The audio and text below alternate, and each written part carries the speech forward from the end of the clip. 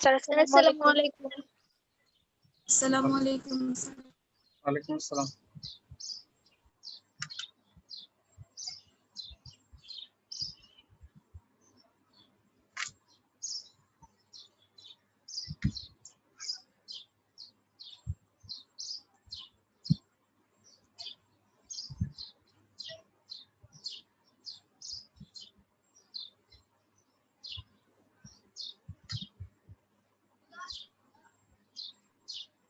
আজকে আর কোনো ক্লাস ছিল তোমাদের?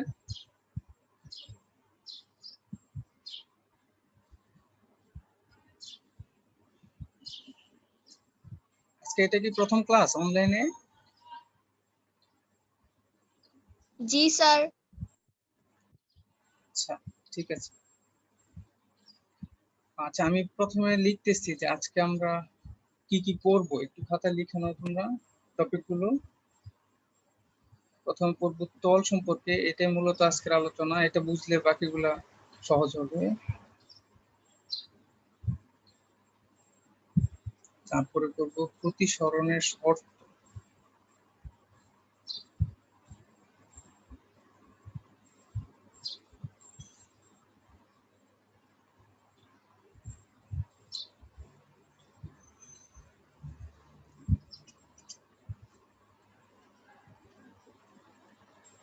আসসালামু আলাইকুম। ওয়ালাইকুম আসসালাম। আসসালামু আলাইকুম। ওয়ালাইকুম আসসালাম। তারপরে করবো আমরা প্রতিসরণের সূত্র।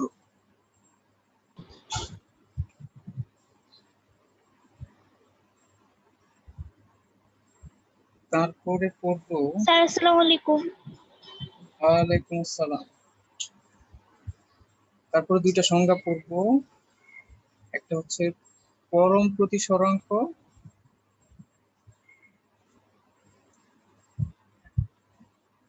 আরেকটা হচ্ছে আপেক্ষিক প্রতিসরাঙ্ক।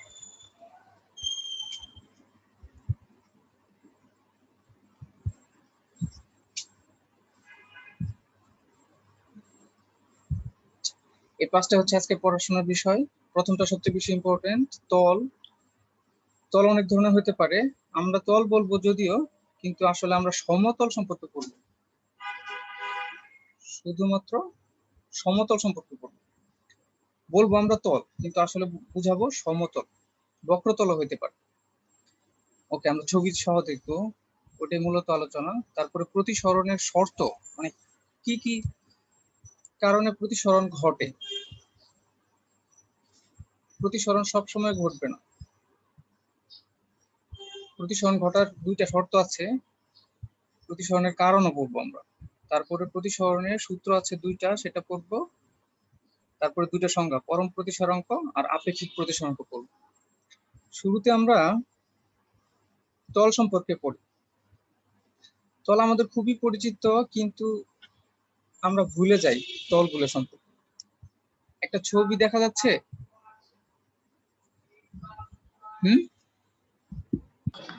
জি স্যার। ছবিতে আমরা দেখতে পাচ্ছি একটা জগে কিছু পানি আছে আর কিছু ফাঁকা জায়গা, তাই না? একটা এই যে সোজা একটা লাইন দেখা যাচ্ছে, এদিকটা আমরা দাগ দেখতে পাচ্ছি। তো যদি আমরা পাশ থেকে দেখি, কোনো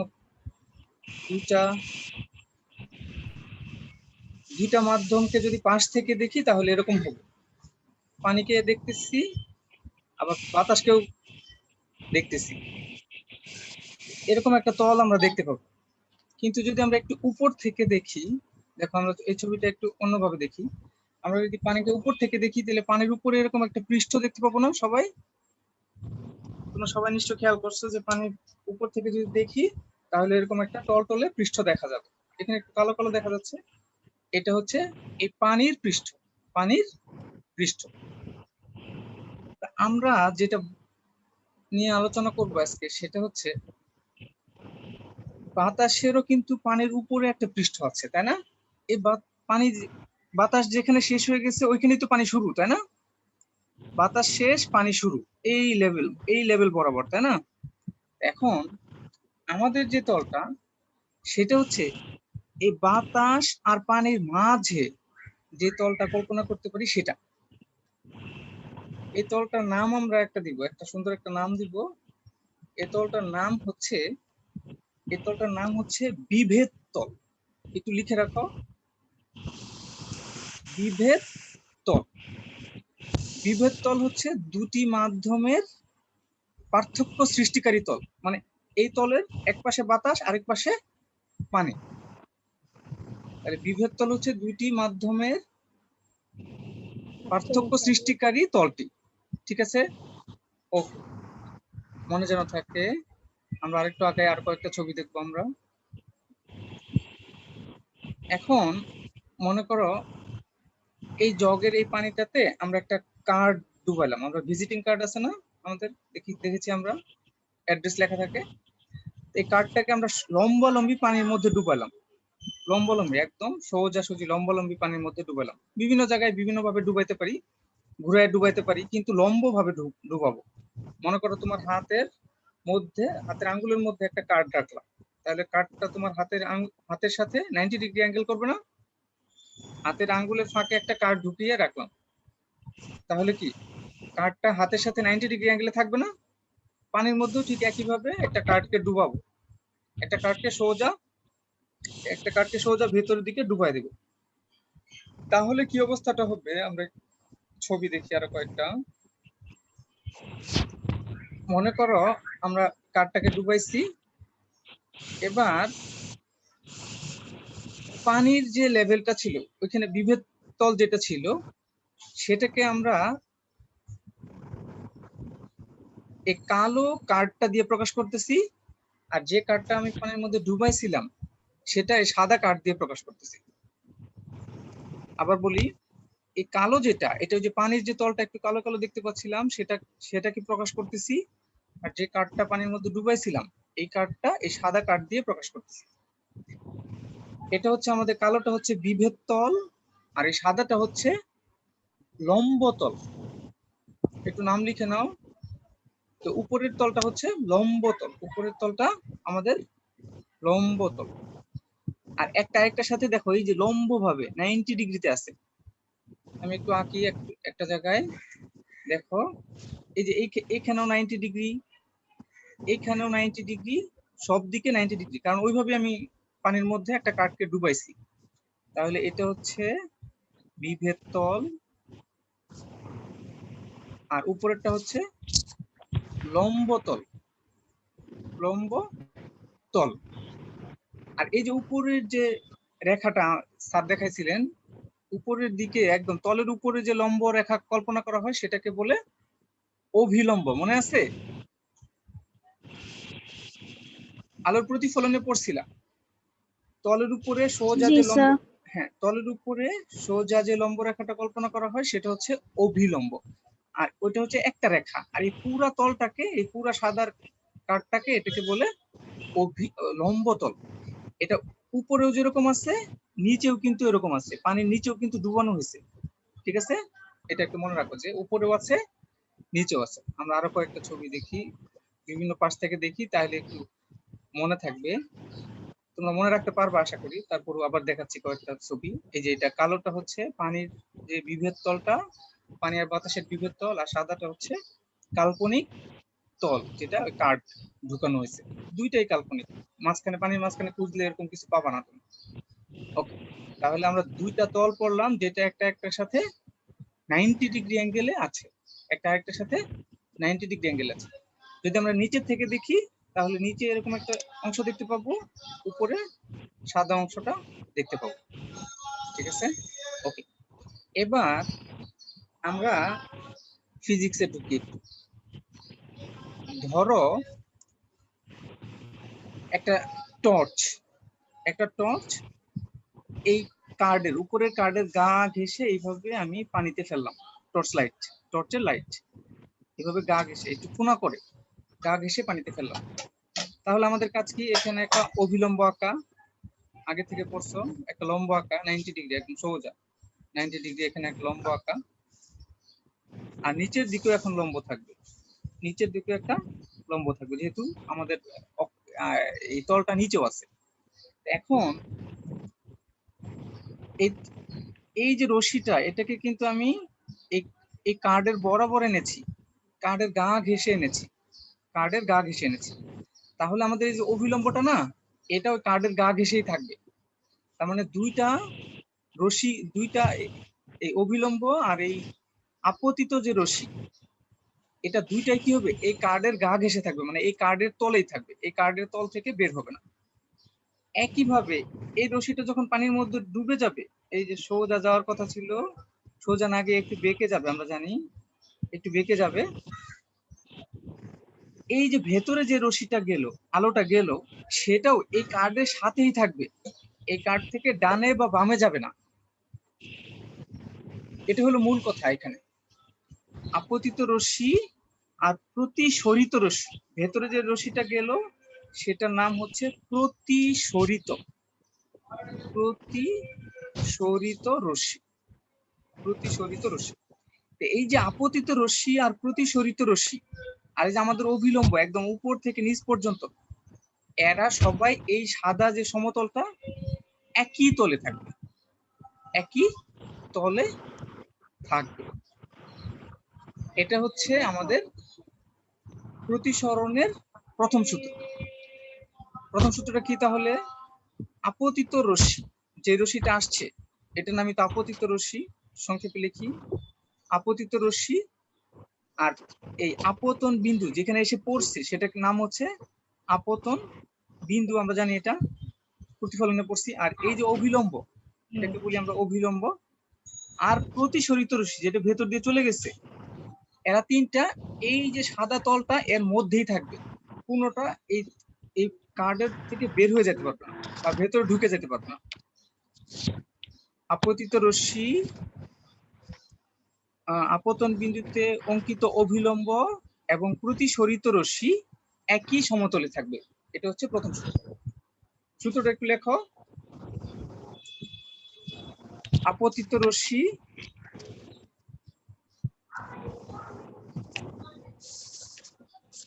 আপতন বিন্দুতে অঙ্কিত অভিলম্ব এবং প্রতিসরিত রশ্মি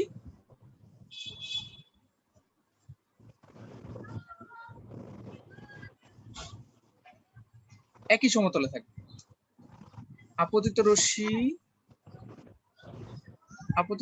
এবং আপতন বিন্দুতে অঙ্কিত অভিলম্ব ও প্রতিসরিত রশ্মি একই সমতলে থাকবে, মানে তিনটা রেখায় একই সমতলে থাকবে, সাদা তল থেকে বের হয়ে যাবে না। তোমাদের বইতে খুব সুন্দর একটা ছবি আছে, ওই ছবিটা দেখলে আর একটু ক্লিয়ার হবে। দেখো আমরা ওই ছবিটা দেখি, আমি একটু এখানে কেটে রেখেছি। এই যে দেখো, এখানে দেখো, এই যে একটা তল দেখানো হয়েছে, পানির তলটাকে একটু কালার করে দেখানো হয়েছে, পানির তলটাকে এখানে কালার করে দেখানো হয়েছে। দেখো যে পানির তল, এটা হচ্ছে প্রথম মাধ্যম বাতাস, আর পানির নিচে দ্বিতীয় মাধ্যম আছে। এই যে আপতিত রশ্মি আসতেছে, এটা আপতিত রশ্মি, এই যে আপতন বিন্দু যেখানে এসে পড়ছে, দ্বিতীয় মাধ্যমে যেখানে এসে পড়ছে, এটা হচ্ছে আপতন বিন্দু, এখানে একটা লম্ব আছে, এটা অভিলম্ব। আর নিচে যে আলোটা ভিতরে ঢুকে গেছে সেটাকে আমরা বলতেছি প্রতিসরিত রশ্মি। এখানে তীর চিহ্ন দিতে ভুলে গেছে, আলোতে অবশ্যই তীর চিহ্ন দিতে হবে, না হলে শূন্য পাবা। বইয়ে ভুল আছে তারপরেও দিতে হবে, আর কোথাও ভুল নেই, বইয়ে শুধু এখানেই ভুল আছে। আলোর ক্ষেত্রে একটু দিয়ে নাও সবাই। এই তিনটা এই সাদা সমতলটাতেই থাকবে, কোনোটা এই সাদা সমতল থেকে বের হইতে পারবে না। এটা হচ্ছে প্রথম সূত্র। এবার দ্বিতীয় সূত্রে যাব আমরা। আর দুইটা, এই যে সুন্দর করে দেখাইছে এখানে যে দুইটা তল একটা আরেকটার সাথে 90 ডিগ্রিতে আছে, লম্ব আছে।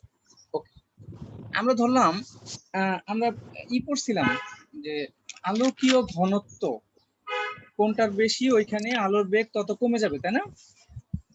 পড়েছিলাম কেরোসিনের আলোকীয় ঘনত্ব কত, একজন বলো তো? 1.39। গুড। কে এটা, নাম কি? Sir Ershad Jahan Nira. Nira, okay, thank you.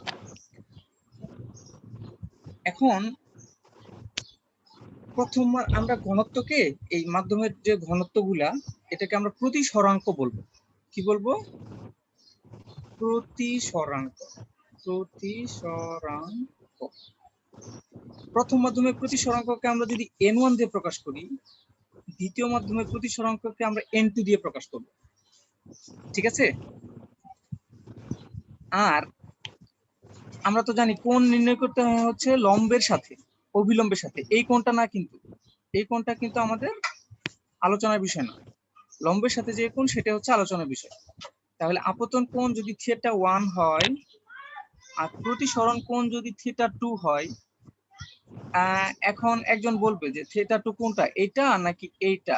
আমি x আর y দিয়ে চিহ্নিত করলাম। এই বড় কোণটা হচ্ছে x, ছোট কোণটা হচ্ছে y। তাহলে বলো তো প্রতিসরণ কোণ কোনটা, x নাকি y? Sir Y. Very good. এখন তো কারোর নাম জিজ্ঞাসা করতে পারতেছি না, সবাই পারছে। তাহলে আমাদের কোণটা সবসময় কার সাথে? অভিলম্বের সাথে। আমাদের এই যে বিভেদ তলের সাথে যে দাগটা আছে এর সাথে না, সবসময় ওই লম্ব অবলম্বী যে দাগটা তার সাথে। এইখানে এই সংখ্যাগুলো একটু মনে রাখো, θ1, θ2, n1, n2। আমরা অন্য পেজে চলে যাব, এখন অন্য একটা পেজ শেয়ার দিচ্ছি। এই যে বিভিন্ন কোণ দেখতেছি আমরা, এই কোণগুলা একটা সূত্র মেনে চলে। আচ্ছা, এখানে একটা কথা বলে নেই, শর্তগুলো একটু বলে নেই, তারপরে ওই সূত্রগুলোতে যাই। শর্ত, প্রতিসরণের শর্ত। শর্ত হচ্ছে আমরা যে আলোকে বাঁকা করে পাঠাইছিলাম না, অবশ্যই বাঁকা করে পাঠাইতে হবে। এইভাবে যদি কেউ 90 ডিগ্রি অ্যাঙ্গেলে আলো পাঠায় তাহলে বাঁকা হবে, এই আলোটা বেঁকে যাবে না। তার মানে কোণ করে আসতে হবে, একটা কোণ করে আসতে হবে, যে কোনো একটা কোণ করে, এদিক দিয়ে আসুক এদিক দিয়ে আসুক যা ইচ্ছা তা হোক, কিন্তু সোজা আসা যাবে না। সোজা ছাড়া যে কোনো কোণে আসলেই আলো বেঁকে যাবে। আরেকটা হচ্ছে দুইটা মাধ্যমই স্বচ্ছ হতে হবে, দুইটি স্বচ্ছ মাধ্যম লাগবে। তোমার ওয়ালের মধ্যে আলোর প্রতিসরণ ঘটবে না, কারণ আলো ঢুকবেই না, প্রতিসরণের প্রশ্নে আসে না। আর প্রতিসরণের কারণ হচ্ছে বেগের পার্থক্য। মাধ্যম যেহেতু ভিন্ন, তাহলে বেগ কি হয়ে যাবে? বেগের ভিন্নতা থাকবে, আমরা দেখছি। তো বেগের ভিন্নতার কারণেই আলোর প্রতিসরণ হয়। ওকে, প্রতিসরণের একটা সূত্র দেখছি আমরা, এখন দ্বিতীয় সূত্রটা দেখবো। একটু এগুলো মুছে দিচ্ছি, সুবিধা হবে আমাদের। ওকে, খুশবু আসছে তোমাদের সাথে। আমরা পড়ছিলাম, ওইখানে দেখছিলাম একটা কোণ ছিল θ1 আর একটা কোণ ছিল θ2। একটা ছিল n1 আরেকটা ছিল n2। সরি, এটা n2 হবে। θ1টা কি একজন বলো তো, ওইখানে দেখেছিলাম আপতন কোণ। আপতন কোণ। তাহলে দ্বিতীয়টা হচ্ছে প্রতিসরণ কোণ। আমাদের দ্বিতীয় সূত্র বলতেছে যে আপতন কোণের যদি আমরা সাইন নেই, মানে সাইন θ1 লিখি, আর প্রতিসরণ কোণেরও সাইন θ1 লিখি, θ2 লিখি, এই দুটার একটা অনুপাত করি, মানে সাইন θ1 কে θ2 দিয়ে ভাগ করে দেই, তাহলে এর ফলাফল হবে একটা ধ্রুবক। ফলাফল হবে একটা ধ্রুবক। ধ্রুবক মানে কনস্ট্যান্ট। θ1 এর মান তুমি চেঞ্জ করো, সমস্যা নাই, θ2 চেঞ্জ হয়ে কি হয়ে যাবে? অ্যাডজাস্ট হয়ে যাবে সব সময়। আপতন কোণ যাই হোক, কি হবে? আপতন কোণ আর প্রতিসরণ কোণের সাইনের অনুপাত একটা ধ্রুব সংখ্যা। এটা হচ্ছে আমাদের দ্বিতীয় সূত্র। তাহলে দ্বিতীয় সূত্রটা একটু বলি, তোমরা একটু লিখে নিতে পারো। আপতন কোণের সাইন এবং প্রতিসরণ কোণের সাইন একটি ধ্রুব সংখ্যা। আপতন কোণের সাইন এবং প্রতিসরণ কোণের সাইন একটি ধ্রুব সংখ্যা। এই সূত্রটার আরেকটা নাম আছে, এটা দ্বিতীয় সূত্র যদিও, আলোর প্রতিসরণের দ্বিতীয় সূত্র, আরেকটা নাম আছে স্নেলের সূত্র। যদি কেউ জিজ্ঞাসা করে স্নেলের সূত্রটা বলো, তাহলে এটা বলবো। আচ্ছা, রোল 10 যে আসছে, কি খুশবু না রোল 10? জি স্যার। আচ্ছা, বলো তো তুমি এবার স্নেলের সূত্রটা বলো তো। স্যার আপতন কোণ এবং প্রতিসরিত কোণের সাইনের অনুপাতই হলো স্নেলের সূত্র। হ্যাঁ, আরেকটু চেঞ্জ। Okay, thank you. আপতন কোণের সাইন এবং প্রতিসরণ কোণের সাইনের অনুপাত একটি ধ্রুব সংখ্যা। আপতন কোণের সাইন এবং প্রতিসরণ কোণের সাইন এর অনুপাত একটি ধ্রুব সংখ্যা। এটাই স্নেলের সূত্র। স্নেলের সূত্র লিখে আমরা এটা লিখবো যে আপতন কোণের সাইন এবং প্রতিসরণ কোণের সাইন একটি ধ্রুব সংখ্যা। এখন এই যে ধ্রুব সংখ্যা বলতেছি, এই সংখ্যাটা কত সেটা আমরা বের করে ফেলতে পারি। বের করার জন্য আমাদের দুইটা পদ্ধতি আছে। প্রথম পদ্ধতিটা হচ্ছে প্রথম মাধ্যমে আলোর বেগ জানতে হবে। ধরো প্রথম মাধ্যমে আলোর বেগ v1, উপরে যে মাধ্যমটা ছিল। দ্বিতীয় মাধ্যমে আলোর বেগ v2। প্রথম মাধ্যমে আলোর বেগকে দ্বিতীয় মাধ্যমে আলোর বেগ দিয়ে ভাগ করলে এই অনুপাতটা পাওয়া যাবে। তাহলে একটা পদ্ধতি হচ্ছে দুইটা মাধ্যমে কি লাগবে, আলোর বেগ জানা থাকতে হবে। তাহলে প্রথম মাধ্যমেরটাকে দ্বিতীয় মাধ্যমের বেগ দিয়ে ভাগ করে দিলেই এই ধ্রুব সংখ্যাটা কত এটা পাওয়া যাবে। এখন আরেকটা পদ্ধতি হচ্ছে প্রথম মাধ্যম দ্বিতীয় মাধ্যম দুইটারই প্রতিসরাঙ্ক লাগবে। আচ্ছা, এখানে 1 হবে, নিচে 1 হবে, কিন্তু এখানে উল্টা, দ্বিতীয় মাধ্যমের প্রতিসরাঙ্ককে প্রথম মাধ্যমের প্রতিসরাঙ্ক দিয়ে ভাগ করতে হবে। দ্বিতীয় মাধ্যমের প্রতিসরাঙ্ককে প্রথম মাধ্যমের প্রতিসরাঙ্ক দিয়ে ভাগ করতে হবে। তাহলে মনে করো দ্বিতীয় মাধ্যম আমাদের কাঁচ, দ্বিতীয় মাধ্যমের কাঁচ, প্রথম মাধ্যম আমাদের পানি। তাহলে ধ্রুব সংখ্যা কত হবে দেখো তো একটু।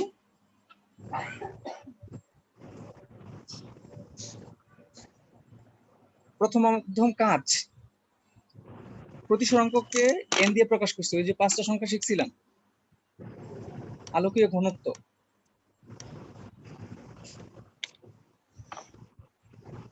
কাচের প্রতিসরাঙ্ক 1.52 আর পানির প্রতিসরাঙ্ক 1.33। তাহলে কত হয়?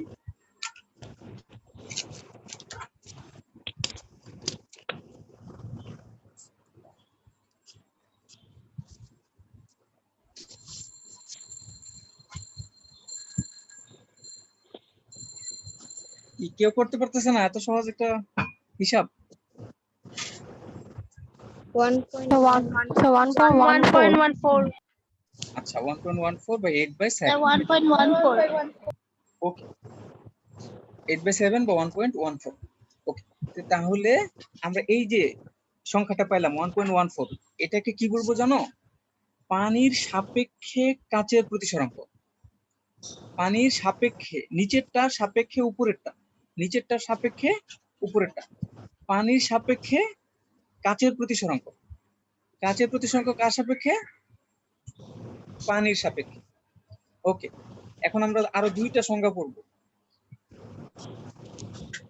আমাদের সমীকরণ পাইছিলাম sin θ1 divided by sin θ2 equal n2 divided by n1।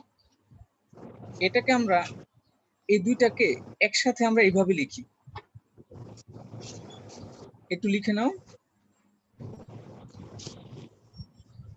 এখন তোমরা বলো তো, কেউ কি বলতে পারবা যে এটা দিয়ে কি বুঝাচ্ছি আমি? খুশবু, নেট কি খারাপ? বারবার বের হয়ে যাচ্ছে। ওকে, এই যে n এর আগে 1 লিখেছি, পরে 2 লিখেছি, এদি কি বুঝাচ্ছি? মানে 1 এর প্রতিসরাঙ্ক। হ্যাঁ, এই 1 এর সাপেক্ষে, মাধ্যম 1 এর সাপেক্ষে 2 এর প্রতিসরাঙ্ক। তাহলে এরকম যদি সংখ্যা দেখো কোথাও 1 and 2, তাহলে 1 এর সাপেক্ষে 2 এর প্রতিসরাঙ্ক। এবার আমি আরেকটা দেই তো তোমাদেরকে। মনে করো আমি লিখছি হচ্ছে A ফর এয়ার আর G ফর গ্লাস। তাহলে কি হবে?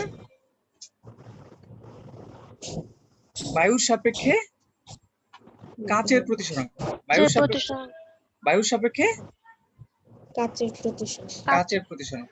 ওকে, এবার এবার মনে করো যে আমাদের n1টা মানে প্রথম মাধ্যমটা বায়ু, n1 equal to 1 কার? বায়ু না? তাহলে প্রথম মাধ্যম বায়ু, প্রথম মাধ্যম বায়ু। প্রথম মাধ্যমটি যদি বায়ু হয় তাহলে এই ইকুয়েশনটা কি দাঁড়াবে? এই ইকুয়েশনটা দাঁড়াবে 1 দিয়ে ভাগ করলে তো সরাসরি n2 থেকে যায়, তাই না? আমাদের সমীকরণটা হবে এরকম, n এর মান যদি 1 বসাই, এখানে যদি 1 বসায় দিই n2 কে যায়, n2 কে 1 দিয়ে ভাগ করলে n2 হবে, তাই না? ওকে, তাহলে আমাদের সমীকরণ হচ্ছে এটা। এখান থেকে আমরা একটা সংজ্ঞা শিখবো, সেটা হচ্ছে পরম প্রতিসরাঙ্ক। সংজ্ঞাটা কি? পরম প্রতিসরাঙ্ক। একটু লিখে ফেলো, পরম প্রতিসরাঙ্ক। আমরা সংজ্ঞাটা লিখবো। সংজ্ঞাটা হচ্ছে পরম প্রতিসরাঙ্ক। পরম প্রতিসরাঙ্ক।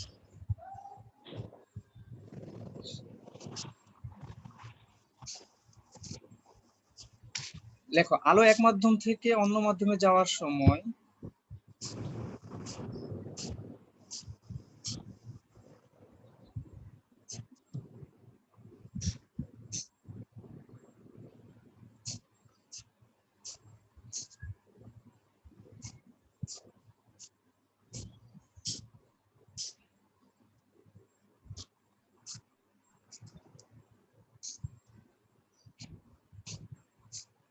আচ্ছা গেলে লেখো, এক মাধ্যম থেকে অন্য মাধ্যমে গেলে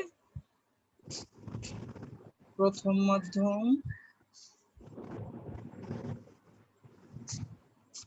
বায়ু হলে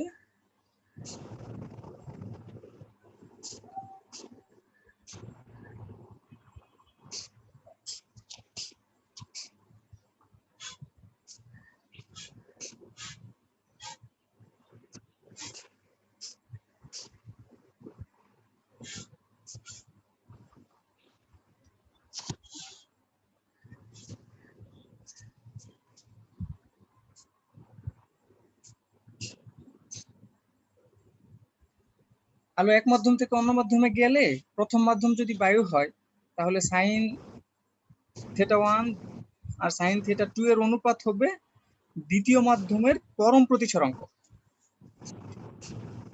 মোট কথা প্রথম মাধ্যম বায়ু হলে সাইন থিটা 1 থিটা 2 এর অনুপাতটাই হবে দ্বিতীয় মাধ্যমের পরম প্রতিসরাঙ্ক। ওকে, আমরা এতদিন যা পড়ছি সংখ্যাগুলা, ওগুলো সবগুলো ছিল পরম প্রতিসরাঙ্ক বায়ুর সাপেক্ষে। সবগুলো ছিল বায়ুর সাপেক্ষে। যা যা সংখ্যা পড়ছি সবই বায়ুর সাপেক্ষে। কিছুক্ষণ আগে যখন কাঁচ আর পানি পড়ছি ওইটা শুধু অন্য ধরনের, আর সবগুলোই কি ছিল? বায়ুর সাপেক্ষে ছিল হিসাবটা। এবার হচ্ছে আপেক্ষিক প্রতিসরাঙ্ক। আপেক্ষিক প্রতিসরাঙ্ক।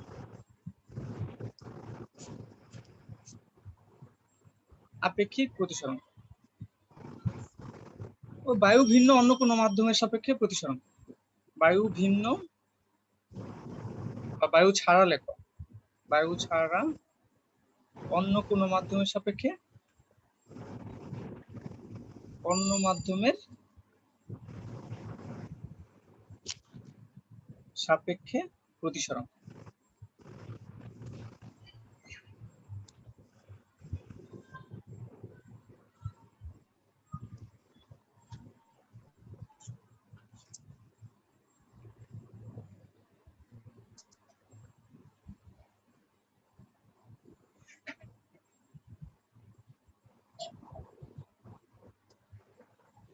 তাহলে বায়ু ছাড়া অন্য কোনো মাধ্যমের সাপেক্ষে প্রতিসরাঙ্ক নির্ণয় করলে সেটা হবে আপেক্ষিক প্রতিসরাঙ্ক। প্রতিসরাঙ্কগুলো জানলে আমাদের অনেকগুলো সুবিধা। আগামী দিন আমরা আরো ভালো করে পড়বো। এখন আমরা আমাদের বইতে যে 247 পৃষ্ঠায় একটা উদাহরণ আছে সেটা একটু দেখি। 247-48 পৃষ্ঠা। যাদের সামনে বই আছে একটু দেখো, বইটা খোলো। 247 পৃষ্ঠা, পেজ নাম্বার 247 পৃষ্ঠা।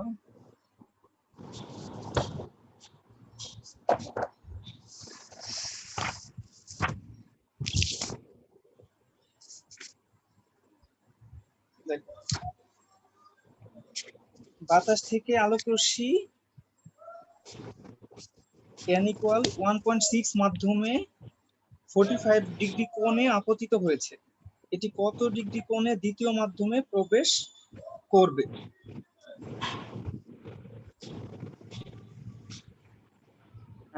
দ্বিতীয় মাধ্যমে প্রবেশ করবে এটা চেয়েছে, তার মানে কি চাইছে? প্রতিসরণ কোণ চাইছে, থিটা 2 চেয়েছে আমাদের কাছে। থিটা 2 কত সেটা নির্ণয় করতে হবে। আর বাতাস থেকে মানে প্রথম মাধ্যম n1 = 1 বলে দিছে, আর দ্বিতীয় যে মাধ্যমটা n2 এটা আমাদেরকে বলে দিছে 1.6, আর আপতন কোণ বলে দিছে, তাই না? থিটা 1 কত কোণ আপতিত হচ্ছে সেটা বলে দিছে 45 ডিগ্রি। আমাদের মানগুলো দেয়া আছে, থিটা 2 বের করতে বলছে। আমাদের জানা আছে sin theta 1 divided by sin theta 2 equal n2 divided by n1। এখান থেকে আমরা মানটা বের করব। আমরা থিটা 2 বের করতে sin থিটা 2 বের করতে চাই, এটাকে একটু ক্রস গুণন যদি করে নেই তাহলে কি হবে, n2 sin theta 2 equal n1 sin theta 1। এবার sin থিটা 2 আর n2 এর পাশে গেলে ভাগ হয়ে যাবে sin থিটা 1।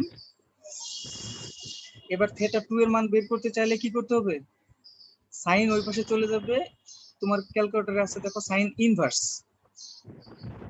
এখানে মানগুলো বসাই দেই। এখানে মান n1 এর মান দেয়া আছে 1, n2 এর মান দেয়া আছে 1.6, আর sin 45 ডিগ্রি সমান আমরা জানি 1/√2। হ্যাঁ 1/√2 সবাই জানে। তাহলে থিটা 2 এর মান কত হয় একটু দেখো ক্যালকুলেটরে, sin ইনভার্স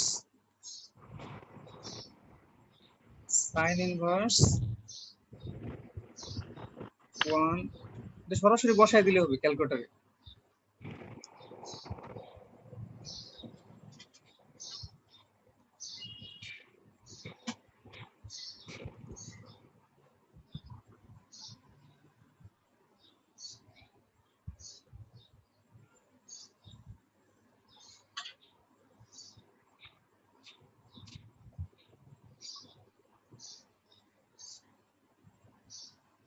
মাঝখানে আবার গুণ চিহ্ন না দিয়ে যোগ চিহ্ন দিও না, কিন্তু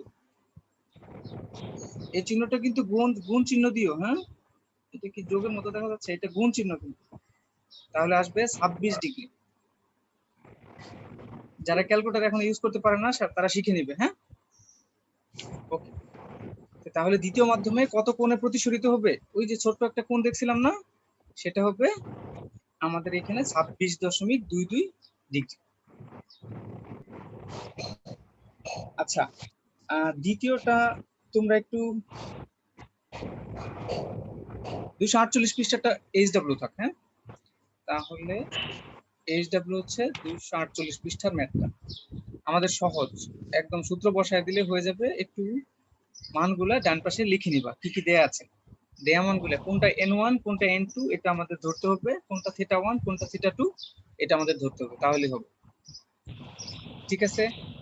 আচ্ছা, আমি একজনকে জিজ্ঞাসা করব যে আলোর প্রতিসরণের প্রথম সূত্র, আমি একটু দেখি কে কে আছে। আমি স্ক্রিনশট নিয়ে নিচ্ছি, যাদের রোল আছে পেয়ে যাচ্ছ অ্যাটেন্ডেন্স। আচ্ছা, একজন বলো তো তাসফি কে, তাসফি?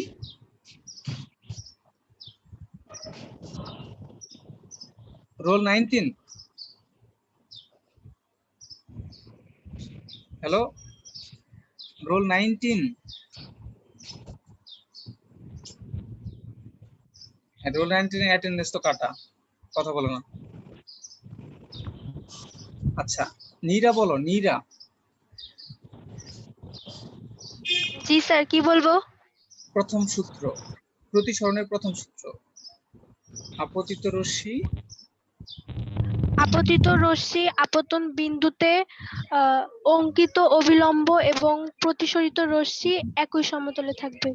ও চমৎকার, খুবই সুন্দর হয়েছে। আর কে বলবো? নৌসিন, দ্বিতীয় সূত্র বলতে পারবো তুমি? নৌসিন, জি স্যার।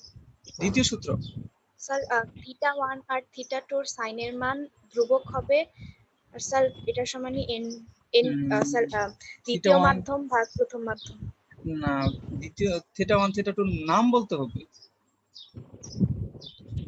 θ1 কি সাইন θ2 থিটা কি? 1 না, সাইন আপতন থিটা কোণ, আপতন কোণ আর প্রতিসরণ কোণ। 1 সরি ঠিক আছে, মনে থাকবে। আচ্ছা, দুইটাই কে ওকে বলতে স্যার পারবে? দুইটাই কে বলতে পারবে? আগে নাম বলো, তারপরে বলো দুইটাই কে বলবে।